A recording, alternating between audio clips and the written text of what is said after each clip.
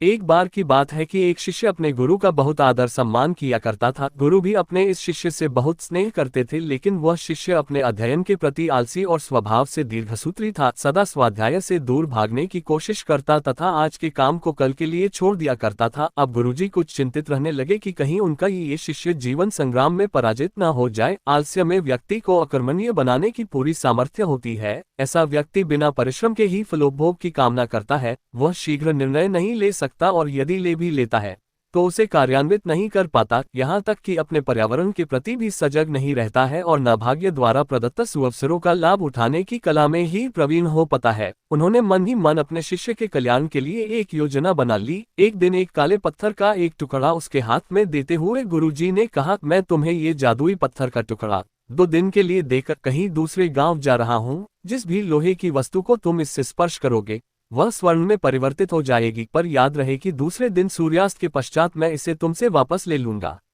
शिष्य इस सुअवसर को पाकर बड़ा प्रसन्न हुआ, लेकिन आलसी होने के कारण उसने अपना पहला दिन ये कल्पना करते करते बिता दिया कि जब उसके पास बहुत सारा स्वर्ण होगा तब वह कितना प्रसन्न, सुखी, समृद्ध और संतुष्ट रहेगा। इतने नौकर चाकर होंगे कि उसे पानी पीने के लिए भी नहीं उठाना पड़ेगा। फिर दूसरे दिन जब वह प्रातःकाल जागा, उसे अच्छी तरह से स्मरण था कि आज स्वर्ण पाने का दूसरा और अंतिम दिन है। उसने मन में पक्का विचार किया कि आज वह गुरुजी द्वारा दिए गए काले पत्थर का लाभ जरूर उठाएगा। उसने निश्चय किया कि वो बाजार से लोहे के बड़े बड़े सामान खरीद कर लाएगा और उन्हें स्वर्ण में परिवर्तित कर देगा।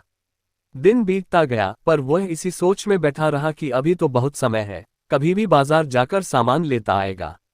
उसने सोचा कि अब तो दोपहर का भोजन करने के पश्चात ही सामान लेने निकलूंगा।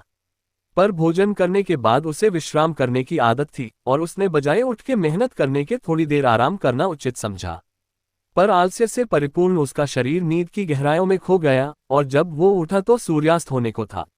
अब वह जल्दी जल्दी बाजार की तरफ भागने लगा, पर रास्ते में ही उसे गुरुजी मिल गए। उनको देखते ही वह उनके चरणों पर गिरकर उस जादुई पत्थर को एक दिन और अपने पास रखने के लिए याचना करने लगा, लेकिन गुरुजी नहीं माने और उस शिष्य का धनी होने का सपना चूर चूर हो गया। पर इस घटना की वजह से शिष्य को एक बहुत बड़ी सीख मिल गई। उसे अपने आलस्य पर पछतावा होने लगा। वह समझ गया कि आलस्य उसके जीवन के लिए एक अभिशाप है और उसने प्रण किया कि अब वो कभी भी काम से जी नहीं चुराएगा और एक कर्मठ, सजग और सक्रिय व्यक्ति बनकर दिखाएगा। मित्रों, जीवन में हर किसी को एक से बढ़कर एक अवसर मिलते हैं, पर कई लोग इन्हें बस अपने आलस्य के कारण गंवा देते हैं। इसलिए मैं यही कहना चाहती हूँ कि यदि आप सफल, सुखी, भाग्यशाली, धनी अथवा महान बनना चाहते हैं तो आलस्य और दीर्घसूत्रता को त्याग कर अपने अंदर विवेक, कष्टसाध्य श्रम और सतत जागरूकता जैसे गुणों को विकसित कीजिए। और जब कभी आपके मन में किसी आवश्यक काम को टालने का विचार आए तो स्वयं से एक प्रश्न कीजिए, आज ही क्यों नहीं।